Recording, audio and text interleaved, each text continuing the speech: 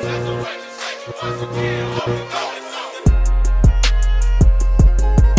on, we talked about a little bit about the Warriors. One of the guys that left was Gary Payton. This team has been struggling. Some of the rookies have been having problems with the coaches. James Wiseman just got sent down to the G League for an extended period of time, whatever that means. Kuminga, there's been some problems there. What do you make of the Warriors' troubles? Well, I think the question is really about the development of their young guys and also what options do they have. So they're obviously not going to do wrong by any of their core group. They're not going to dish Klay Thompson or Draymond Green to like some awful team or something just to, try to salvage. I think if I'm the Warriors, I would honestly think about making a big trade and going for the championship one more time, and then rebuilding completely. I think that's a very, doable option. And then you give guys like Steph Curry the chance to say, hey, we'll trade you if you'd like. If you want to be a part of the rebuild, we're more than happy to keep you. I think you do something like that. But I think what you're seeing is just that,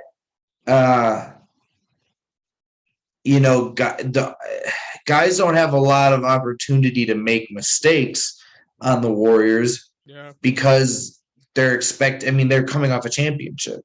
Mm-hmm. So either, the mistakes from Wiseman are going to be, front and center stage and everyone is going to see just how awful the mistake is. Whereas Jaden Ivey makes mistakes on the Pistons, but we're not talking so much about that because, that team isn't expected to be sort of spotless, So I think you have guys who are really expected to flourish alongside guys who are guaranteed to flourish in a system that isn't, you go to the Warriors, it's like, you better learn this system. It's not like we're gonna try to adapt to what makes Wiseman look good, or we're gonna. I think that's the biggest problem that they have.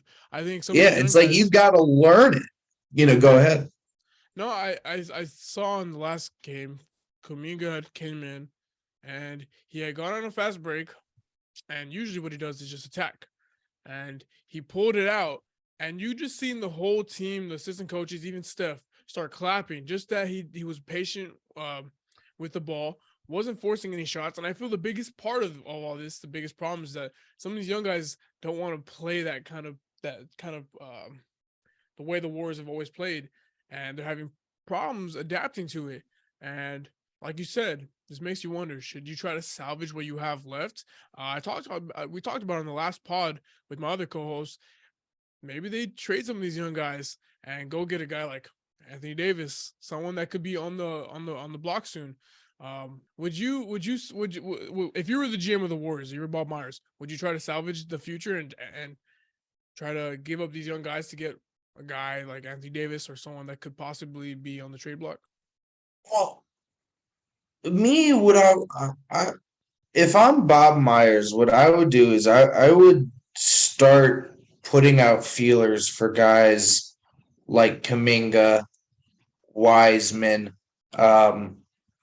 frankly, Jordan Poole,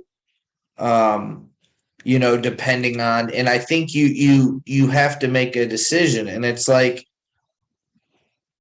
are you 100% bought into Jordan Poole being the future of your team? And if so, if that's the next Curry that you want to build your team around, I'm not saying he's the next Curry, but if that's the next guy that you're like, this is our guy, we're building around him, then that comes with building a team that, can you work alongside Jordan Poole? And so if that's not the direction that that you want to go, I think you give yourself more flexibility by saying, hey, maybe do you guys want Kuminga? He's still, maybe he didn't jump right into our offense, but you guys have more time to actually improve him? Or, how do you feel about Wiseman? We sent him to the G League because we're still chasing a championship. We don't have room for mistakes right now. Yeah. Do you want to give us maybe one of your vet guys? Like how would Eric Gordon look on the Warriors? He just runs around, plays defense, hits, jacks up threes. Like I see him fitting alongside those guys just fine. And I think like that's just a name I threw out there, but in general, I think if you make a big move, you go for it. Even if you don't win it, then in the offseason you can say, hey, here's our real valuable guys. Give us picks for them. Here's Dre. Here's Clay. Here's Jordan Poole. Here's Steph. If you give them the choice and say, hey, if you don't want to be a part of the rebuild, that'll command tons of picks. You'll have all the pieces. I think Wiggins. You can do essentially kind of like the Jazz did, where you'll be able to get all the picks you're looking for by moving those guys after you go for the big, final conclusion championship repeat this season. Yeah. That's what I would do. It's kind of disappointing because I think this past summer we all saw firsthand that they wanted to give these guys Moody, Wiseman, Kuminga a bigger role. They played them in the summer league almost all the games, gave them a lot of minutes, and just disappointing that it's not working out how we expected it to work out. I don't want to jump to the gun like making trades already. Maybe they give it a couple more months, but I think it's something to be very worrisome about, especially with Jordan Poole. He hasn't looked really good, and I've seen you point it out. Defensively, he's just terrible. Like he's not a good defender. So he has some problems there with consistency, and he needs to find his way in the system. And I also think part of it is some of these guys, you can't just force them to learn your system. You have to be able to adapt to some of these guys' strengths and weaknesses. Not all these guys. Kuminga is not Draymond Green. His IQ is not the same. Can't make some of the passes that Draymond can make.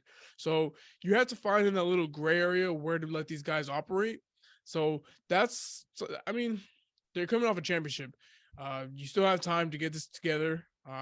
January, February is when trades happen, so you have till then. So I'm not sure what to make of the struggles. I'm not sure if I should be really concerned about it. I think they'll try to figure things out. And one more other thing is I think if I'm a young guy and I see Klay Thompson starting, I know Klay's been amazing. We know what he's been before, but he hasn't been good this past year and a half. He just hasn't. And I think some of the guys are just kind of getting fed up with that. Like, hey, like we're young, we're good.